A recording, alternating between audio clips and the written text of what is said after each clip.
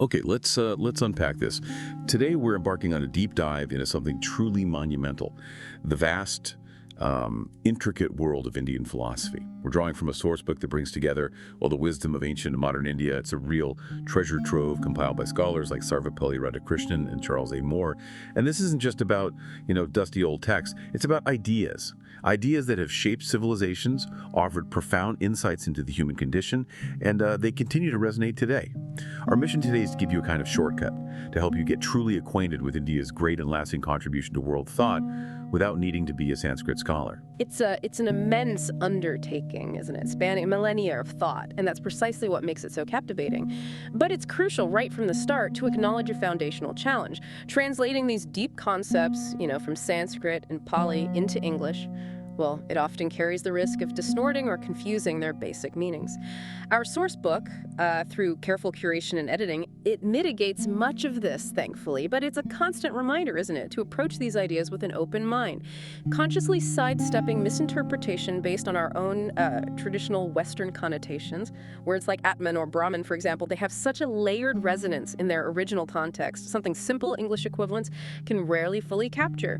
That translation challenge is absolutely crucial. It really makes me wonder, how do we prevent our own modern biases from just creeping in when trying to understand these ancient ideas? It feels like a constant tightrope walk. But you're right, that open mind is key. So get ready for some surprising facts, some genuine aha moments, and, well, a journey into philosophical wisdom that promises to be anything but an audio textbook.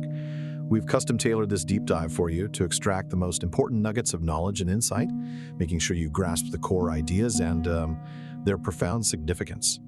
To begin, let's truly appreciate the rich tapestry we're working with in this deep dive. This isn't just, haphazard collection of ancient scrolls. It's a meticulously curated selection, primarily born from the formidable efforts of scholars like, as we mentioned, Sarvepalli Radhakrishnan and Charles A. Moore. Their singular goal was to render this incredibly dense and complex material accessible, which, that's a truly Herculean feat, given the sheer antiquity and profound depth of Indian philosophical thought. The editorial work here is quite remarkable, really, and essential for our understanding. Think of the consistent transliteration of Sanskrit terms, for instance. It seems like a small detail, perhaps, but it prevents endless confusion. And they even corrected misleading punctuation sometimes to ensure the original intent of the texts, shone through. Yet they faced a delicate balance. How do you maintain consistency when the original texts themselves often contain diverse interpretations spanning centuries? This brings up a critical question, really, for any cross-cultural study. How much does the act of interpretation, even with the best intentions, inherently shape our understanding of these foundational texts? We're always viewing them through a lens, aren't we? And when you actually open the source book, you'll notice something interesting about the layout. Commentaries are often printed in a smaller type than the original sutras, the aphorisms. Now, at first glance, you might think, oh, does this diminish their importance?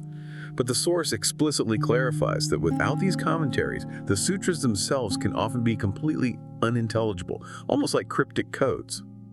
So this stylistic choice is actually, a brilliant practical solution. It highlights the basic tenets, the core statements, allowing them to stand out. But it simultaneously includes a greater amount of the indispensable explanatory commentary without the entire volume just becoming unwieldy. It's like having the key insights presented boldly, with the detailed guiding explanations right there. And zooming out for a moment, it's worth noting that this volume is part of a much larger planned series of source books. The grand vision included companion texts on Chinese, Buddhist, and Japanese philosophies. This broader context, I think, underscores a common and significant challenge in cross-cultural philosophical study: the pervasive need for reliable, accessible primary source material. Without such painstakingly compiled resources, genuine comparative philosophy, and the deep cross-cultural understanding we, crave would remain largely out of reach for scholars and curious learners alike. Okay, now let's get to the driving force, the why, behind Indian philosophy. When many people think of philosophy, they often imagine, abstract, purely intellectual pursuits, knowledge for its own sake. But here's a powerful unifying insight across nearly all Indian philosophy. The ultimate goal isn't just intellectual understanding. It's liberation from suffering. It's a radical, practical quest for infinite bliss and a return to the spirit's original purity. It's philosophy as a pathway to ultimate well-being, not just abstract thought. Exactly. What truly stands out across every Indian system, whether it's Hindu, Buddhist, Jaina, or even the materialist Cārvāka, is this profound practical motivation. It stems directly from humanity's fundamental problems of life, our inherent limitations, and the pervasive reality of suffering. Philosophy isn't merely about thinking, it's about finding a tangible way out of these fundamental existential dilemmas, addressing the why of our existence with an immediate, applicable how. So if we strip it down, the ultimate aspiration in almost every case is described as liberation or freedom, known as moksha. It's about achieving a richer and fuller life in the attainment of infinite bliss. The spirit in this transformative journey seeks to re-achieve its original purity, whether that's understood as identity with the Absolute, a deep communion with God, or simply the eternal existence of the pure spirit in its individuality, free from all limitations and entanglements. It's a quest for ultimate freedom from sorrow. This deep, practical route is fascinating because it even extends to the Cārvāka materialists.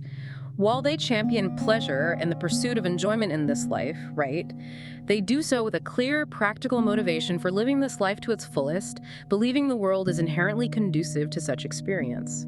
Their focus is not on theory for theory's sake, but on guiding actions for tangible results now. This emphasis on practical application, even for what might seem like pure hedonism, is a consistent and striking thread across the diverse tapestry of Indian thought. And underpinning much of this is a common ideal shared by all Hindus, which provides a comprehensive framework for both daily life and ultimate aspiration. You have dharma, which is morality and righteousness, artha, referring to material welfare and prosperity, kama, encompassing pleasure and desire, and then the ultimate goal, moksha, which we just discussed, emancipation or liberation. The source emphasizes that dharma is meant to prevail throughout life, ensuring that neither pleasure nor wealth is obtained through violating morality. It provides a moral compass, a fundamental ethical grounding. Yeah, and this offers broader context for the cultural bedrock. While moksha is the ultimate aspiration, it's not necessarily extensively philosophically elaborated in the technical texts themselves. Rather, it functions as a common ideal, universally accepted by Hindus without question, and is explored more in the literature of the Artha-śāstras, those treatises on ethical and social philosophy. This suggests that while philosophers might debate the path to moksha, the desirability of moksha itself was a widely held cultural assumption. It was a given. Ultimately, the source tells us that studying Indian philosophy isn't just an academic exercise. It's seen as crucial for the ongoing search for the truth. It offers insights from thinkers who truly reach heights and depths that demonstrate the profound powers of the human mind. It's not simply ancient speculation, nor is it merely provincial Indian thinking. It's presented as man's mind and soul at their best in philosophy and religion. It speaks to the universal human condition and our collective intellectual heritage, offering timeless wisdom for your own search for meaning. Now let's journey back, way back, to a time of intense intellectual ferment, millennia ago, when the very first seeds of Indian thought were being sown. The Vedic period, the editors describe it as an age of groping, where religion, philosophy, superstition, and thought were inextricably interrelated and yet in perpetual conflict. It sounds like a wonderfully messy, vibrant period of discovery, questioning, and debate, doesn't it? Just figuring things out. Indeed, it was a truly crucial age of philosophical genesis. Its culminating doctrines, those profound insights found in the major Upanishads later on, weren't just additions. They fundamentally determined the tone, if not the precise pattern, of the Indian philosophical development ever since. So, the essential philosophical and religious questions, and even some of the answers that would shape future thought for millennia, were undeniably sown in this foundational era. The groundwork was laid here. And the literary output from this formative period is, it's vast, primarily consisting of the four Vedas: the Arjuna Veda, the Yajur Veda, the Samaveda, and the Atharva Veda. These ancient texts offers a direct, invaluable window into the earliest philosophical insights, encompassing a rich blend of hymns, intricate ritual instructions, and speculative thought about the nature of reality. Okay, here's a truly fascinating discovery within the Arjuna. When you study it chronologically, its hymns reveal a dynamic intellectual evolution. It happens in three distinct stages.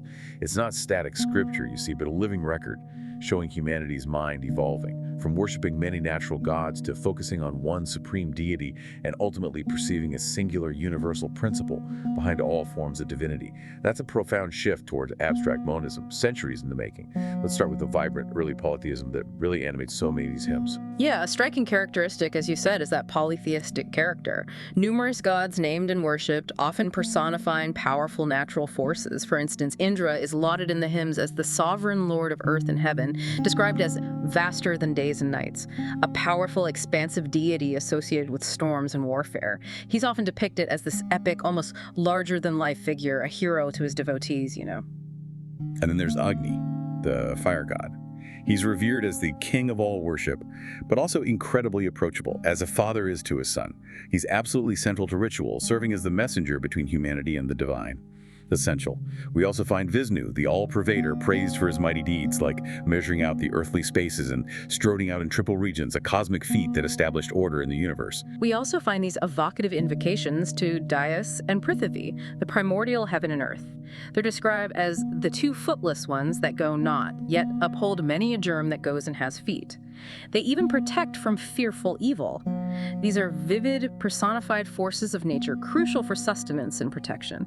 It illustrates a deep reverence for the natural world and its powerful, life-giving rhythms. But this crowded pantheon, as the source notes, eventually led to a kind of, well, weariness to the intellect. It seems that as thinkers pondered the multiplicity of gods and their specific roles, a natural intellectual urge for simplification and unification arose. Makes sense, right? So a tendency shows itself very early to identify one god with another or throw all the gods together, naturally leading towards monotheism, and then even further to more abstract philosophical monotheism. It's a testament to the human mind's drive for ultimate coherence. This shift is a critical point of development. How did this transformation actually occur? We start seeing figures like Prajapati, the golden germ, emerging. He's called the sole lord of all that is, the one who measured out space and brought order. Or Vishvakarman, the all-worker, described as the father of the eye who created both these worlds. These deities represent a clear movement towards a single overarching creator or principle, seeking to unify the diverse divine forces under one ultimate source. So it's not simply replacing many gods with one single god, but rather perceiving one ultimate singular principle behind the many. The text articulates this beautifully. To what is one, sages give many a title. They call it Agni, Yama, Matatisvan, Hugo quote. This hints at a unitary essence behind the seemingly diverse forms of divinity, an underlying truth that the sages were beginning to perceive. It's a profound intellectual leap towards abstract thought. And this concept of a fundamental cosmic order is absolutely central to Vedic thought. Eternal law and truth, Radha, were born from fervor, indicating a deep-seated belief in an inherent structure to the universe.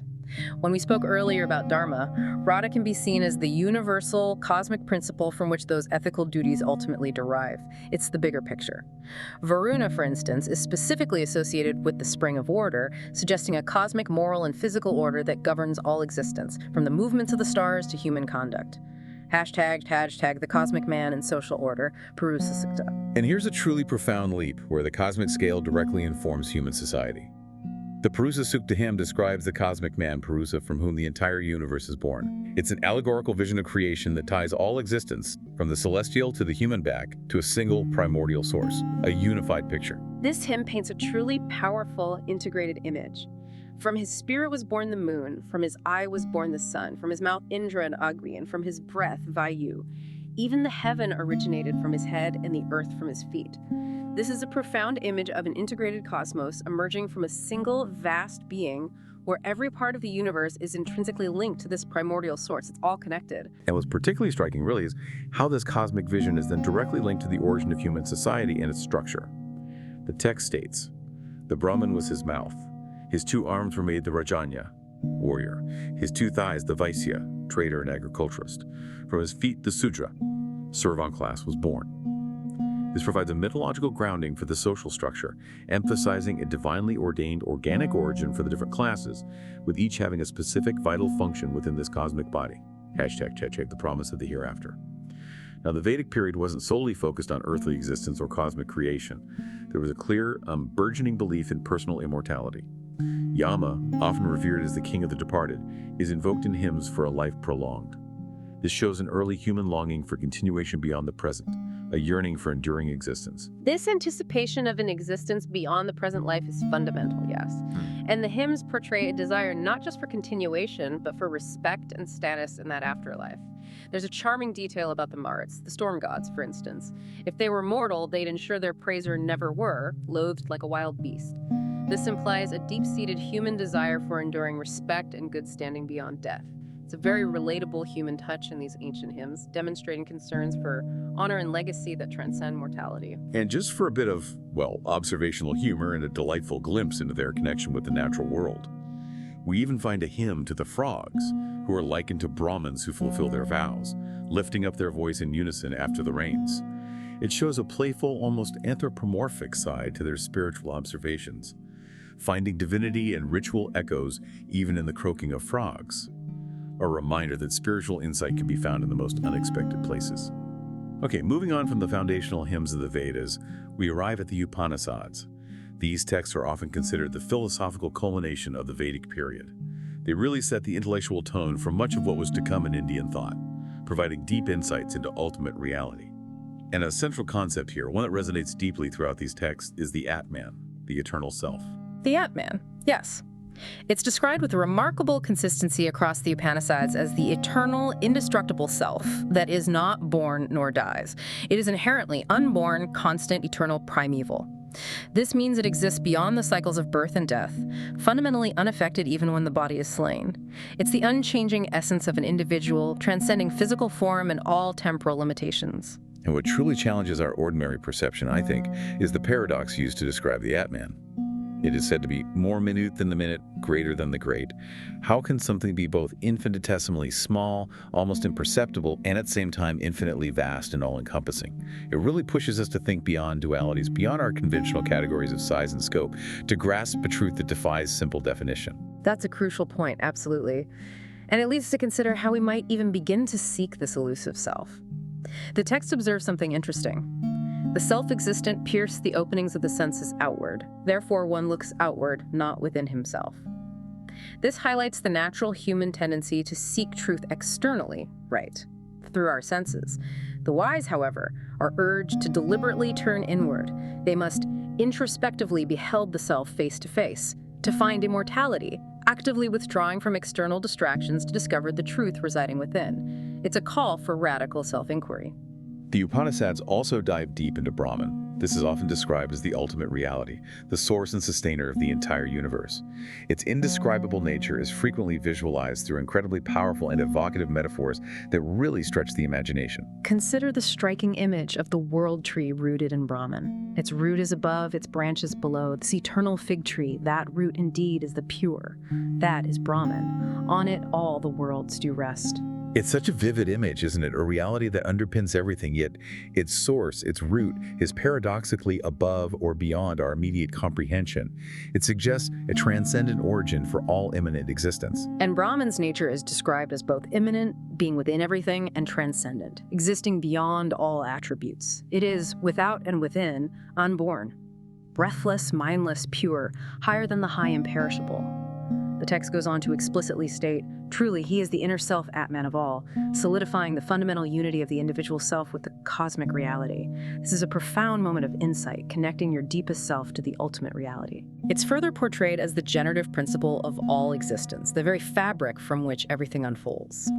From him is produced breath, mind, and all the senses. Space, wind, light, water, and earth, the supporter of all. This signifies that Brahman isn't just some distant creator, but the very essence, the primal material and efficient cause from which everything emanates and in which everything subsists. It's the fundamental stuff of the universe, so to speak. #tag paths to liberation and the ladder of bliss. So, if Brahman is this ultimate reality, how does one connect with it? How do you truly experience it? The Upanishads are quite clear that it's not to be obtained by instruction, nor by intellect, nor by much learning. This suggests that intellectual understanding alone, or mere academic pursuit, isn't sufficient. It seems to be a matter of inner realization, a profound, direct, and transformative experience. Indeed, the text implies a profound, almost mystical revelation. It's revealed to the one whom the self chooses. The journey involves a profound unification, a dissolving of the individual ego into the larger truth. This is beautifully captured. As the flowing rivers in the ocean disappear, quitting name and form, so the knower, being liberated from name and form, goes into the heavenly person, higher than the high. It's a complete assimilation, a transcendence where individual distinctions are dissolved into a greater reality. This makes me wonder, what is the experience of this ultimate reality actually like? The Taittiriya Upanishad gives us this incredible glimpse into a hierarchy of bliss, which isn't just a poetic notion, but a carefully scaled, almost exponential progression. It starts with a unit of human bliss and scales up through different celestial beings, human Gandharvas, divine Gandharvas, Pitters, ancestors, Devas, gods, Indra, Brihaspati, Prajapati, culminating in the almost unimaginable infinite bliss of Brahman. It's a powerful way to convey the boundless nature of this ultimate state. This hierarchy isn't just a poetic list. It's a sophisticated way of illustrating infinite, almost exponential degrees of joy and spiritual fulfillment. It suggests an almost boundless increase as one approaches the absolute. The profound wisdom of Bhrigu Varuni reinforces this, articulating a core truth. Brahman is bliss, for truly indeed beings are born from bliss. When born they live by bliss, on deceasing they enter into bliss. It points to bliss as the fundamental underlying nature of all existence. Now, the Nyāya Upanishad, it's one of the oldest, most famous, and it features this profound discourse between the sage Yajnavalkya and his wife Maitreyi. This conversation offers perhaps the best expression of the Upanishadic philosophical idealism. It's really a cornerstone for understanding non-dualistic thought. Yes, in this pivotal dialogue, Yajnavalkya explains that there are two forms of Brahman, the formed and the formless. The formed is mortal, stationary, and actual, like the essence of wind and atmosphere or the sun, while the formless is immortal, moving, and beyond, also wind and atmosphere. This helps us understand Brahman not as some monolithic, static entity, but in its manifest and unmanifest aspects. It encompasses both the tangible world we perceive and the intangible reality that underlies it. And to help Maitreyi and us really grasp the profound truth that everything here is what this self is, Yajnavalkya uses wonderful analogies. They make the abstract relatable. He compares understanding the world to hearing the sound of a drum or a conch shell or a lute. You don't grasp the external sounds individually, he explains, but by understanding the source, the drum, the conch, the lute, or the player, the sound itself is grasped, understood at its root. It's about knowing the source, not just the effects. He offers another vivid image too. The lump of salt cast in water would dissolve right into the water, but wherever one may take, it is salty indeed. This illustrates how the infinite, limitless being pervades everything. There is no part of existence separate from it. Its essence permeates every aspect, much like the salt permeates the water, making it indistinguishable yet omnipresent. So if everything is ultimately this self, how do we describe it? Or even approach it? Yajnavalkya suggests the ultimate way to understand Brahman is through neti. Neti, not this, it is not that. You negate all limited attributes, all conceptualizations, because Brahman transcends them all. It's described as unseizable, indestructible, unattached, unfettered. It's a truth found through rigorous asceticism, overcoming desires for sons, wealth, worlds, living a life of mendicants. This shows the path to this knowledge is not purely intellectual, but deeply experiential and transformative. This approach of defining something by what it isn't might seem counterintuitive at first, right? But it encourages critical thinking by pushing past conventional labels and positive attributes. It points to a reality that fundamentally transcends all conceptualizations. The imperishable, for instance, is described as the unseen seer, the unheard hearer, the unthought thinker, the ununderstood understander. It's the ultimate subject, never an object, always the knower, never known in the conventional sense. It's a profound exercise in moving beyond language. And the Upanishad offers a glimpse of this fundamental unity in our everyday experience. In the deep sleep state, the person becomes one, like water which is pure, a seer without a second. It's presented as a momentary dissolution of individual consciousness into the universal. Only upon waking do they see another, implying that the experience of multiplicity and differentiation is a return to a more externalized state of consciousness. Okay, moving forward in our deep dive, we encounter the Bhagavad-gītā, a profound text often described as more of a religious classic than, say, a purely philosophical treatise. But don't let that fool you. It offers a comprehensive synthesis of many strands of Indian thought. From the early Vedic hymns and the profound insights of the Upanishads to the dualism of Sāṁkhya and the practical discipline of yoga.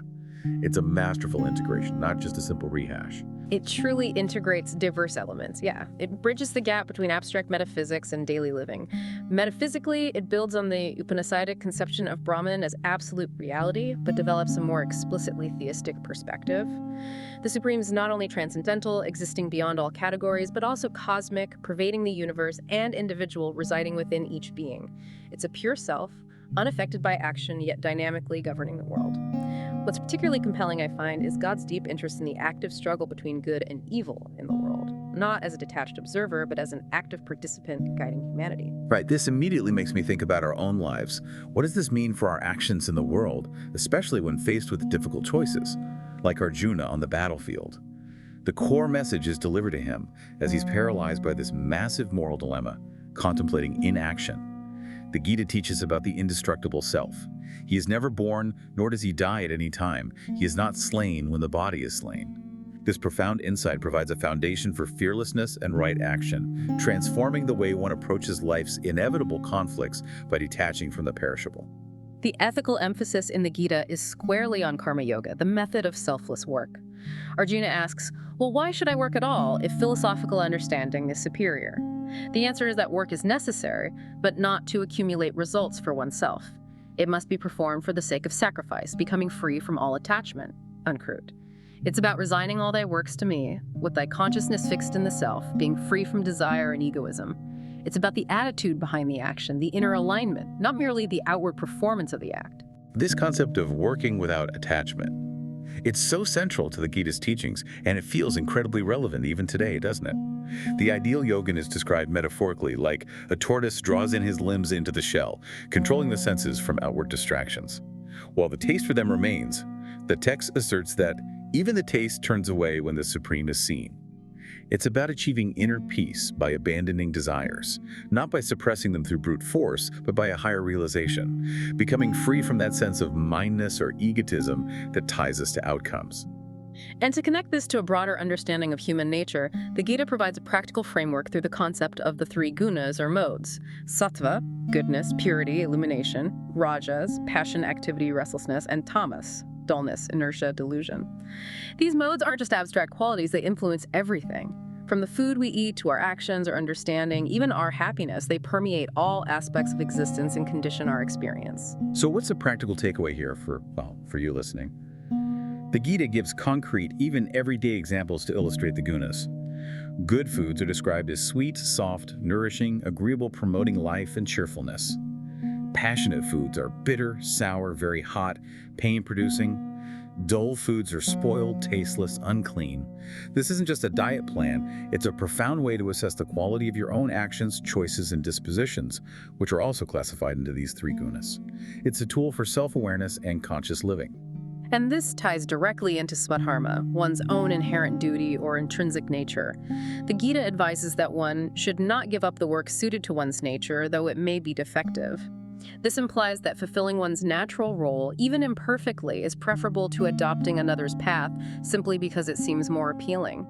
The ultimate path to absolute perfection involves aligning actions with one's intrinsic nature, renouncing attachment to the fruits of those actions, and fixing thought on the divine. Now, for a truly unique perspective within the Gita, the sovereign mystery lies in God's divine manifestations. When Arjuna asks how to truly know him, how to recognize him in the world, God describes himself as the seed of all existences, the rod of chastisement for justice, wise policy in statecraft, silence among secrets, and wisdom among knowers. It's an affirmation of the divine, pervading all aspects of reality, the grand and the subtle, the active and the passive, revealing God not as some external force, but as the very essence of everything. This comprehensive vision, of course, includes even the darker aspects of human experience. The text identifies the triple gate of hell as lust, anger, and greed, emphasizing that one should abandon these. The message is clear and direct. Those who discard scriptural law and act solely on desires go down to the lowest state, while those who fix their minds on God, diligently following the prescribed path, shall attain to the highest goal. It's a stark warning coupled with a clear path to liberation. Okay, so the Bhagavad-gītā offered a blueprint for individual action amidst conflict. But how did these philosophical ideas translate into the broader structure of society and governance? Let's turn our attention now to the texts that shape the very fabric of Indian social order, beginning with the Dharma-sāstras, like the Laws of Manu. This text codified ethical and social philosophy, providing a comprehensive guide for proper conduct and, significantly, giving respectability to custom and tradition in its time. This brings up a critical point about the fourfold social order described: Brahmins, priest-teachers, Kshatriyas, warriors-rulers, Vaisyas, merchants-farmers, and Sudras, servile class. The text stresses a functional basis for society, implying roles based on contribution and aptitude. However, it's vital to acknowledge that historically, this system often hardened into rigid, hereditary caste structures, deviating from its stated functional ideal. Interestingly, though, it also pragmatically allows for flexibility in occupations during times of distress, acknowledging economic realities. For instance, Brahmins are said to find supreme bliss through austerity and sacred learning, which destroys guilt and obtains the cessation of births and deaths. But what's fascinating is that the text also declares the householder, the person who diligently fulfills their duties in society, to be superior to the other three orders, as he supports the other three. This reveals a strong emphasis on maintaining social order and specific duties for the stability and sustenance of the entire societal structure, valuing active contribution to the collective. This idea of swadharma, or one's inherent duty, extends powerfully to kingship as well. A Kshatriya king is described as a great deity in human form, whose punishment alone governs all created beings. Punishment alone protects them. If properly inflicted, it makes all people happy, highlighting the paramount importance of justice and strict enforcement of law in maintaining social stability and preventing chaos. It underscores the king's sacred duty to uphold dharma through executive power. And for a more pragmatic, almost, Machiavellian view of statecraft, we turn to Kautilya's Artha-śāstra, a work explicitly on the science of government. It lays out 4 key sciences essential for a ruler: Vaiśeṣika, philosophy; the Vedas, for distinguishing righteous and unrighteous acts; Varta, for understanding wealth and non-wealth; and Dandaniti, the law of punishment or science of government. It's a remarkably comprehensive approach to governance, combining spiritual, ethical, and practical wisdom. What truly stands out here is Kautilya's stark realism, particularly his metaphor of the scepter, or punishment, as the very foundation upon which all other sciences depend. His advice to rulers is quite direct and shrewd. Whoever imposes severe punishment becomes repulsive to the people, while he who awards mild punishment becomes contemptible. It's about striking a careful balance, ensuring punishment is neither too harsh nor too lenient, to effectively maintain authority and popular support without inciting rebellion or losing respect. Very pragmatic. That makes me wonder, what's Kautilya's rationale for kingship itself? Why have a king? He explains it as a solution to societal chaos, people suffering from the tendency of a large fish swallowing a small one, a vivid image of anarchy where the strong devour the weak elected Manu as their first king. This was to maintain safety and security, and in return they allotted him a portion of their grains and merchandise. It's a very practical, almost social contract-like origin story for governance, driven by a desire for order. And Kautilya's pragmatism extends to foreign policy and state survival. He meticulously details the elements of sovereignty, identifying the king, minister, country, fort, treasury, army, and friend as the 7 essential pillars of a state. He also outlines the 6 forms of policy for engaging with other states: peace, war, neutrality, marching, alliance, and double policy. It's a comprehensive manual for statecraft and survival, emphasizing strategy, resource management, and flexible alliances in a complex world. Now, on a more challenging note for modern sensibilities, the laws of Manu also delineate specific duties for women, describing them as always being subject to her father, in youth to her husband. When her lord is dead, to her sons. A woman must never be independent. This reflects a specific historical and cultural context within the sources we're examining, illustrating the societal norms and hierarchies of that particular time period and serving as a factual representation of the text. Okay, now let's pivot sharply. Let's look at the heterodox systems, those philosophical traditions that boldly dare to challenge the authority of the Vedas, often with fierce intellectual rigor. The Cārvāka system stands out as a radical departure, representing materialism, skepticism, and even a form of logical fatalism, throwing out many conventional beliefs of the time. What's truly uncompromising here is their epistemology, their theory of knowledge. They accept only perception as a valid source of knowledge. That's it. Anything that cannot be directly perceived through the senses, like an afterlife, deities, abstract spiritual concepts, is simply dismissed as non-existent or irrelevant. This radically empirical approach sets them fundamentally apart from most other Indian philosophical schools. So if direct perception is the only truth, what does this mean for their understanding of reality? Their metaphysics is straightforwardly materialistic. Reality is reducible to the four elements: earth, water, fire, and air. And here's the kicker. They argue that consciousness is a material and transitory modification of these elements. Produced, they claim, like red color is produced from the combination of beetle, areca nut, and catechu.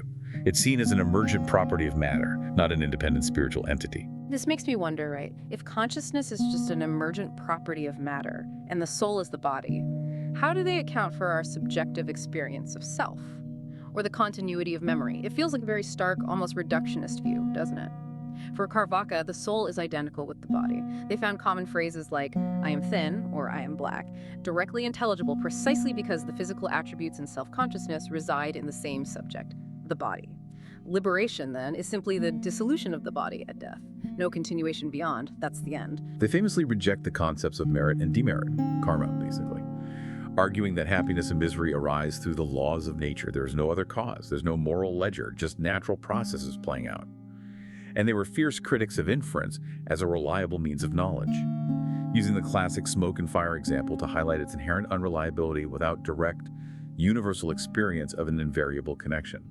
Just because you see smoke doesn't absolutely guarantee fire, they would argue, without prior, absolute, infallible knowledge of that connection, a deep skepticism of abstract reasoning. Now, in stark contrast to Cārvāka materialism, Jainism offers a profoundly different path. It posits the universe as uncreated, eternal, and self-existent, not requiring a divine creator, and it focuses intently on liberation from the cycle of rebirth through rigorous personal effort and ethical conduct. The path to deliverance in Jainism is encapsulated in the three jewels: right faith, right knowledge, and right conduct. Right conduct in particular involves 5 key virtues, with ahimsa, nonviolence, being absolutely paramount, alongside truth-speaking, non-stealing, chastity, and non-attachment. This provides a clear, actionable, and very demanding path for followers, emphasizing personal responsibility and radical compassion. Now, for a truly unique and powerful contribution from Jainism, its most distinctive philosophical insight is Syadvada, or the doctrine of maybe or perhaps, also known as Anekantavada or non-absolutism. It states that reality is incredibly complex and multi-sided, so no single statement can fully capture its truth. It's an intellectual humility applied to the nature of reality itself. This really encourages critical thinking, doesn't it? Demanding that we recognize an entity's existence in its own form is inherently bound up with its non-existence in another form. They use the powerful analogy of a multicolored cloth where blueness is seen in one part and other colors in other parts.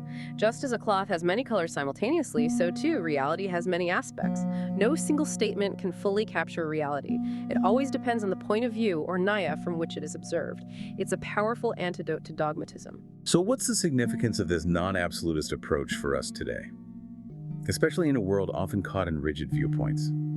It's a powerful tool to avoid dogmatism. Different viewpoints, Nyāyas, are considered right in their own specific spheres, but become wrong if they encroach upon the province of other Nyāyas and they try to refute their views. Absolutely. The whole truth is cumulative, embracing and integrating multiple perspectives. A person who holds this cumulative view never says that a particular view is right or that a particular view is wrong in an absolute exclusive sense. It's an embrace of nuance and interconnectedness in understanding. Buddhism, with its 1,000-year history in India, also reorients many Upanishadic thoughts, leading to varying doctrines over time from early Hinayana to later Mahayana forms.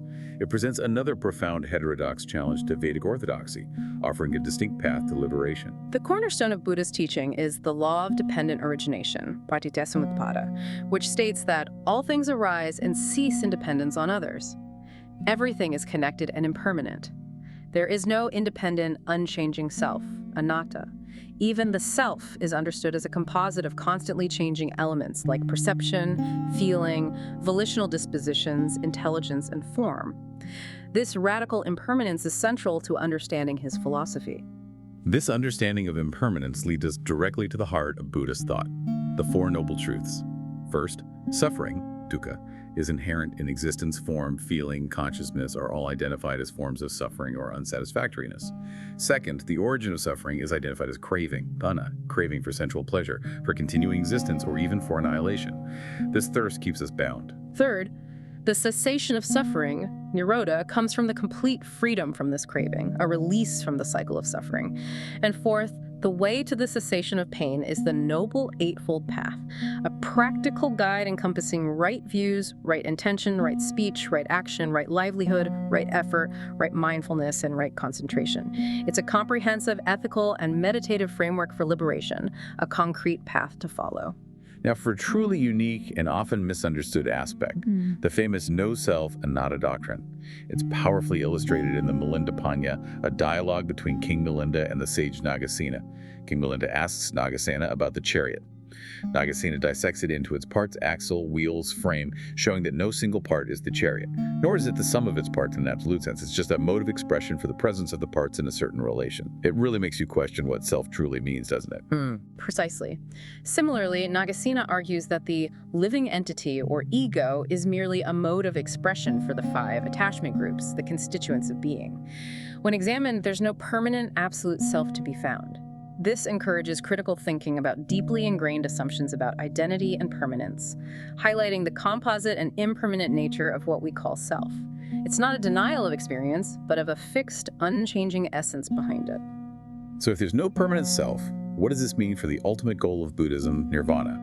It's not annihilation in the sense of ceasing to exist entirely, but a state of profound freedom, deep, immeasurable, unfathomable, like the mighty ocean, as the Buddha described it when asked about the saint after death. It's the sorrowless, the stainless path that ends, the things of woe, the peace from worry's bliss, a state beyond all suffering and conceptualization. The practical ethics of Buddhism flowed directly from this understanding of impermanence and no self. It's fundamentally a way of life, emphasizing inner purity and individual responsibility. The Dhammapada famously states, "By oneself indeed is evil done, by oneself is one injured, by oneself is evil left undone, by oneself is one purified, purity and impurity belong to oneself, no one purifies another." This places profound responsibility squarely on the individual's actions and moral choices for their own liberation. You're the one who has to do the work. And for a deeper philosophical current within Buddhism, we have the mind-only doctrine, Vijnanavada, the Vasubandhu. It posits that ideation gives rise to the false ideas of the ego and dharmas, elements of existence. When the mind wheel ceases, all things indeed cease to exist, revealing that their nature is pure indeed. This suggests that our perceived external reality is fundamentally a projection of consciousness, and ultimate reality is mind-dependent. Quite a radical idea. This culminates in Nagarjuna's Madhyamaka-sastra and its principle of universal relativity, or emptiness, sunyata. It's crucial to understand this is not nihilism, not saying nothing exists, but the understanding that nothing disappears, nor anything appears, nothing has an end, nor is there anything eternal. All phenomena lack inherent independent existence. They arise only in dependence on conditions. This was a revolutionary critique of fixed concepts and ultimate essences, emphasizing the interconnectedness and fluidity of all things. What's truly remarkable, I think, is Buddha's own approach to teaching. It was incredibly pragmatic, designed to cut through dogma. He famously advised his followers, quote, "As the wise test gold by burning, cutting, and rubbing it, so are you to accept my words after examining them and not merely out of regard for me," end quote. This just explodes dogmatism and fosters a critical, empirical approach to truth, encouraging personal verification rather than blind faith, a timeless lesson for anyone seeking understanding. Okay, now let's delve back into the Orthodox systems, those that generally accept the authority of the Vedas, albeit with, varying interpretations and unique approaches.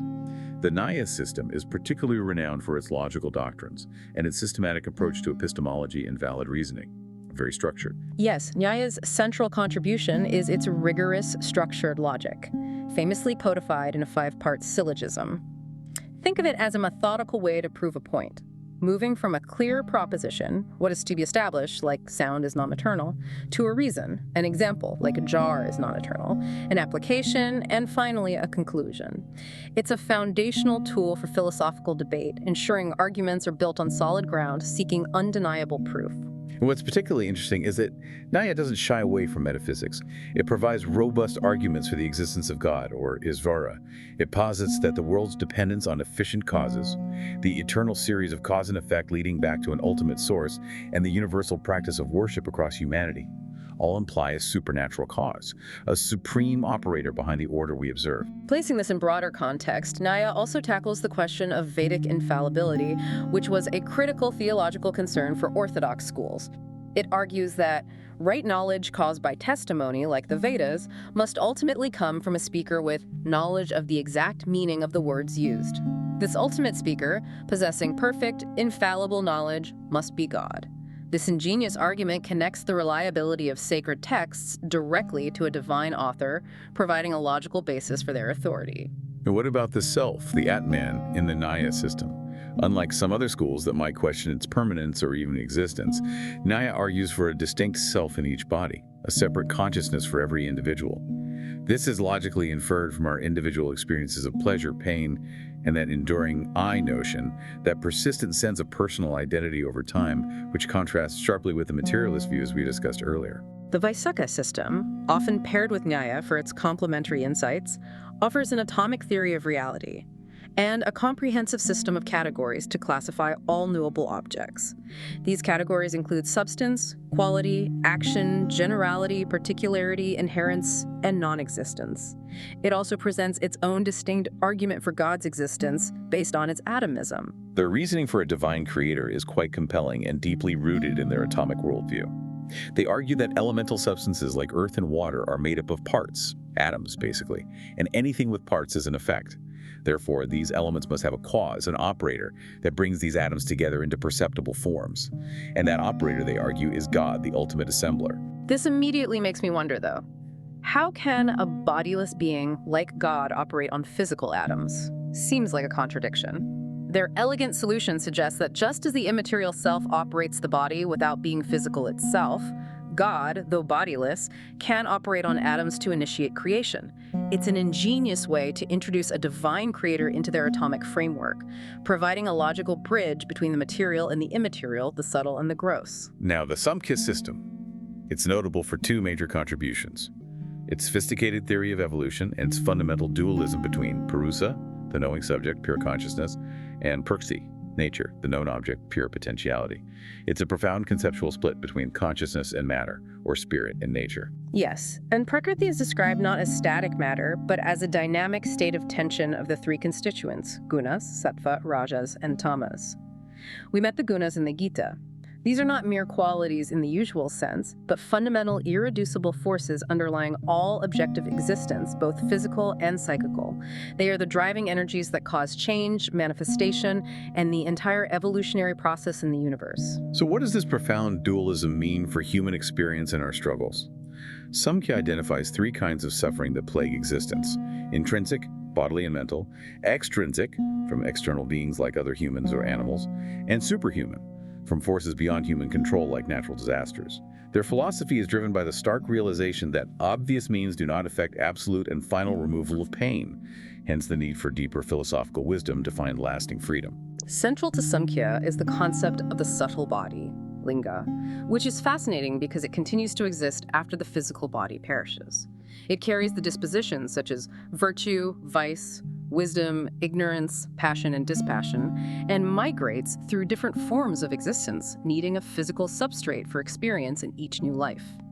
It's the vehicle for karma and reincarnation, carrying the essence of one's tendencies from life to life. Now, for a truly unique and distinguishing point from Sāṁkhya, it offers a powerful critique of God as a creator. This sets it apart from Nyāya Vaiśeṣika, for instance.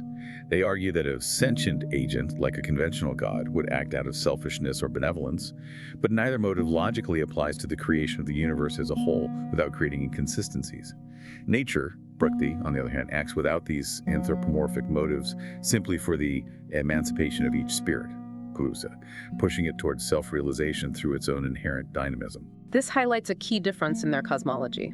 Sāṁkhya believes that evolution is driven by Prakriti's inherent modifications, unfolding purely mechanistically and without conscious intention. It's not driven by a conscious God or an uncaused atheistic process.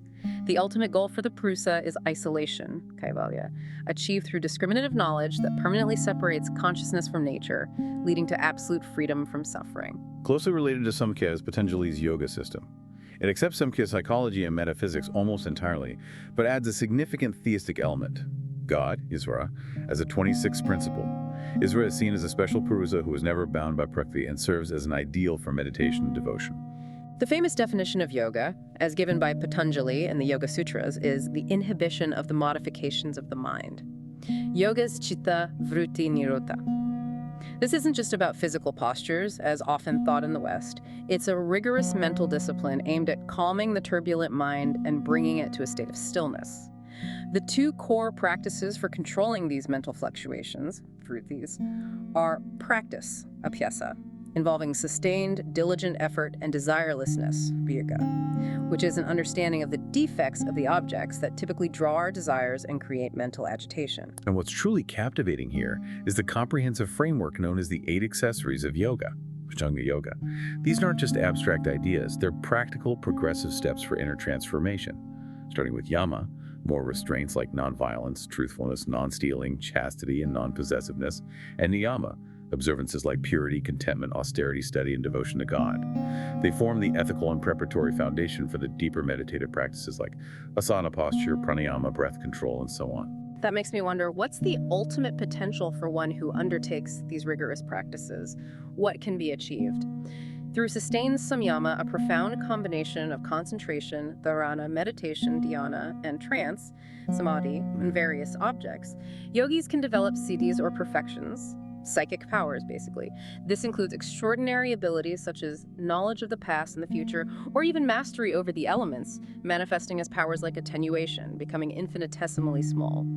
These are presented as extraordinary abilities arising from deep meditative states, not magical feats, but natural consequences of profound mind control, though they are also seen as potential distractions from the ultimate goal. Right. So what does this all mean for the ultimate aim of yoga? The ultimate goal is absolute freedom, kaivalya, much like in Sāṁkhya, but with the added element of devotion to Isvara as a potential aid. This occurs when the gunas, the qualities of nature, become latent, because they no longer serve the purpose of the purusa, having provided it with experience and led it towards liberation.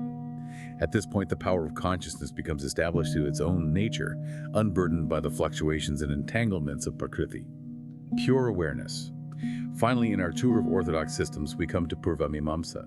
Its central problem, the main focus, is the investigation of dharma, or duty, especially as it's stated and enjoined in the Vedas. It's a system deeply concerned with the correct performance and intrinsic meaning of Vedic rituals, prioritizing ritual action as the primary path to liberation or heavenly rewards. Its unique contribution, and quite a controversial one sometimes, is the profound belief in the eternality and infallibility of the Veda itself. Mīmāṁsakas argue that the relation between a word and its meaning is inseparable, and because Vedic injunctions are self-evident and independent, they constitute a valid means of knowledge that requires no external corroboration. The Veda, for them, is its own proof, its own authority. It's inherently valid. This stance raises a challenging question for Mīmāṁsā, though. If the Vedas are infallible and eternal, why do some passages seem useless, contradictory, or even describe non-eternal things like historical events? How do they explain that? Mīmāṁsā provides intricate arguments, employing sophisticated rules of interpretation. They explain that seemingly useless descriptive passages often serve to praise ritual injunctions, making them seem more desirable. And apparent prohibitions are often interpreted figuratively, always within the context of ritual performance, rather than as literal commands or denials. What's particularly striking here, again contrasting with Nyāya Vaiśeṣika, is their critique of God as a creator, similar in some ways to Sāṁkhya. Mīmāṁsakas argue that if creation depended solely on God's wish, then the inherent power of actions, dharma and adharma, to produce results automatically would be rendered useless. Why perform the ritual if God decides the outcome anyway? They emphasize the intrinsic power of ritual action itself to produce results, rather than relying on a divine will. Thus, they vigorously uphold the efficacy and necessity of Vedic rituals. It's a system that places human agency and ritual at the forefront. Okay, now we arrive at Vedānta, arguably the most influential and enduring of the Orthodox systems, literally meaning the culmination of the Vedas or the end of the Vedas, referring primarily to the Upanishads. Its ultimate goal is moksha, or self-realization, which is understood as a direct, intuitive realization of eternal truth, not merely an intellectual understanding. And for Vedānta, the radical insight is this. On the attainment of freedom, nothing happens to the world. Only our view of it changes. It's not about the world dissolving into nothingness. It's rather the displacement of a false outlook, avidya or ignorance, by right knowledge, vidya. This makes me consider, what exactly is this false outlook that so profoundly obscures our perception of reality? What are we mistaken about? #, Samkhya's Advaita, non-dualism. Sāṁkhya's Advaita Vedanta is perhaps the most famous and influential form. It asserts that ultimately the individual self, Atman, is identical with Brahman, the ultimate reality, a profound non-duality. Advaita means non-dual. But how do we reconcile our individual distinct experience of the world and ourselves with this profound unity? That's the big question, right? Sāṁkhya argues that the world of distinction, with its myriad forms and our individual ego, is a superimposition, athyasa, onto the pure self, like seeing a snake in a rope in dim light. This is where the concept of Maya comes in. Now, what's truly clarifying here, especially for modern understanding, is Radhakrishnan's reinterpretation. He emphasizes that Maya does not mean the world is an illusion or unreal in an absolute sense. It's not a mere dream or figment of imagination that just vanishes. Right. So this is a key aha moment for many people encountering Vedanta. Radhakrishnan clarifies that the world finds its basis in the absolute, meaning it's real in a relative empirical sense, though not the ultimate unchanging reality. Brahman is the source of its many transformations, but these transformations do not in turn affect the integrity or absoluteness of Brahman. This allows for a real experienced world while maintaining the absolute unchanging unity of Brahman. It's a way to hold both truths simultaneously, the relative and the absolute. And this provides broader context for understanding the Upanishadic neti approach, not this, not that. Brahman is characterized as permanent purity, intelligence, and freedom. It transcends speech and mind, does not fall within the category of existence or non-existence. It's a reality beyond all conceptual limitations, which is why the ultimate goal is not just intellectual understanding, but a direct, unmediated experience of this truth, a realization that transcends all words and thoughts. Ramanuja's Vaiśeṣika qualified non-dualism. Now, while Sāṁkhya emphasized absolute non-duality, Ramanuja offered a nuanced, powerful perspective called Vaiśeṣika, or qualified non-dualism. It's less about absolute, unqualified identity and more about a deep, internal, organic relationship between Brahman, as God, individual souls, and matter. They're distinct but inseparable. Ramanuja teaches that Brahman is fundamentally the self of the meditating devotee. He uses an analogy. You are the self of your body, controlling and supporting it, but Brahman is the self of your individual self, the inner controller. This means that while individual selves are distinct, they're also intrinsically a part of the Lord, as a spark is a part of the fire. However, he quickly clarifies that this isn't in a literal physical sense for a being without parts like God, but rather an inseparable attribute-substance relationship, a deep inherent connection, like the body is inseparable from the soul while it lives. This view elegantly allows for both difference and non-difference simultaneously. The source explains it like this. Our view implies a denial of difference insofar as the individual I is of the nature of the self in essence, and it implies an acknowledgement of differences insofar as it allows the highest self to differ from the individual self in the same way as the latter differs from its body. It's a dynamic unity, where the individual is distinct yet utterly dependent on and integral to the whole, like a living cell within a larger organism. Okay, moving into contemporary thought now, we encounter the expansive philosophy of Sri Aurobindo. He sought to bridge ancient wisdom with modern aspirations, aiming to eliminate the alleged negativism and illusionism of traditional Indian philosophy and foster mutual philosophical understanding of India and the West. He wanted to make Indian thought relevant and transformative for a global context, not just an academic niche or something purely otherworldly. What's truly compelling here is his vision of spiritual evolution. He proposes that humanity is on a profound journey, evolving from an animal and economic life towards true supermanhood. This isn't just about mental or moral improvement, but a radical transformation of our entire being, achieved by pouring the power of the spirit into the physical mold. It's an integral evolution that seeks to transform both consciousness and matter, not just escape matter. This makes me wonder, how does such a monumental transformation, this integral evolution, actually happen? What's the mechanism? He introduces the concept of the supermind, or truth consciousness, as a principle of active will and knowledge superior to mind and creatrix of the worlds. It's conceived as an intermediary dynamic power between the absolute one, Satchidananda, and the phenomenal many, allowing for a conscious, purposeful, and self-aware creation and evolution, bridging the gap between spirit and matter. And here's where his vision becomes truly revolutionary, maybe even startling. Aurobindo envisions a nobler physical existence not limited by the ordinary conditions of animal birth and life and death.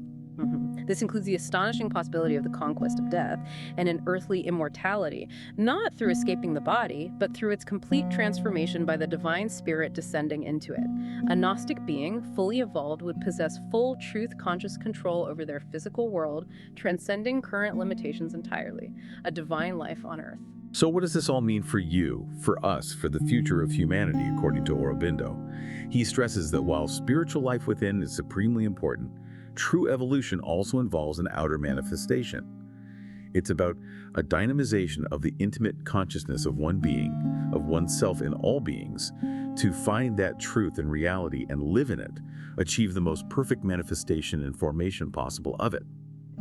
It's a call for a collective, integrated transformation of existence on Earth, a conscious participation in our own evolution towards divinity.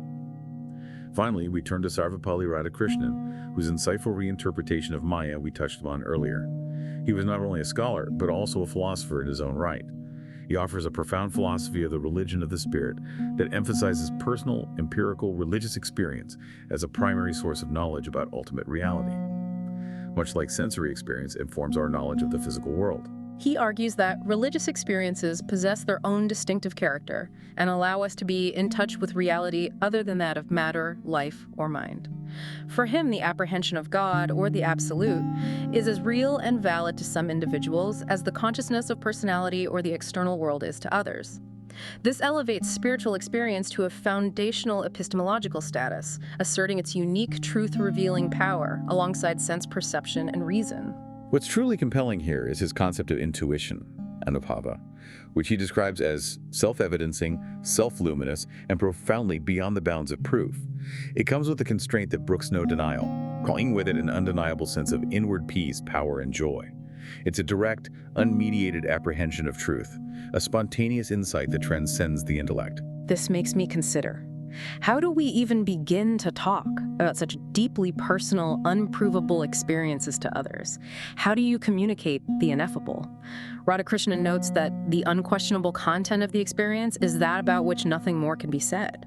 He references Lao Tzu's famous dictum, "He who knows does not speak," suggesting silence is often the safest eloquence for ultimate reality.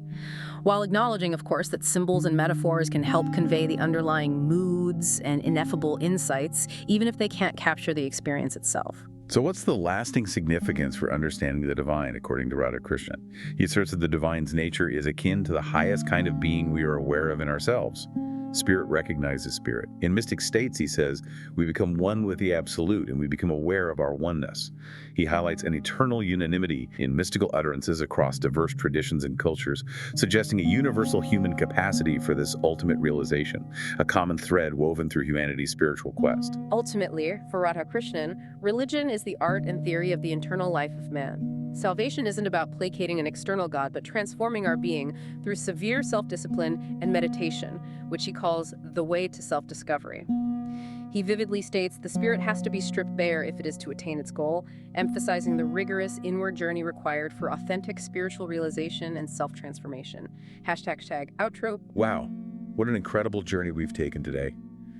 From the earliest Vedic hymns and their evolving view of divinity to the profound, non-dual insights of the Upanishads. Through the calls to selfless action in the Bhagavad-gītā, the intricate societal structures laid out by the laws of Manu, and the pragmatic statecraft of Kautilya's Artha-śāstra, we then explored the diverse paths offered by the Heterodox, Cārvāka materialists, the non-absolutist Jainism, and the middle way of Buddhism. And finally, we dove into the logical rigor of Nyāya, the atomic theories of Vaiśeṣika, the dualism of Sāṁkhya, the practical discipline of yoga, and the ritual focus of Mīmāṁsā, before concluding with the expansive, integrated visions of Vedānta, Sri Aurobindo, and Radhakrishnan. It's a lot. Stepping back for a moment, yeah, it is a lot. But what truly stands out across this immense tapestry of Indian philosophy is the enduring human quest for liberation, for freedom from suffering. Also, the profound recognition of the multifaceted nature of reality and the deep conviction that ultimate truth is not just intellectual, but profoundly experiential and transformative.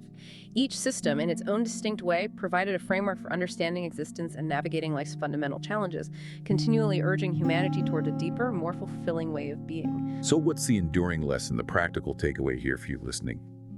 Indian philosophy, across its vast and varied traditions, consistently points to an ultimate reality that is not separate from your deepest self, or the core of existence itself?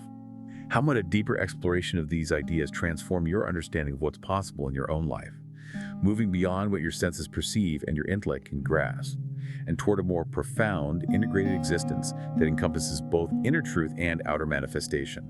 What's one idea from today's deep dive that you'll continue to ponder, something to mull over?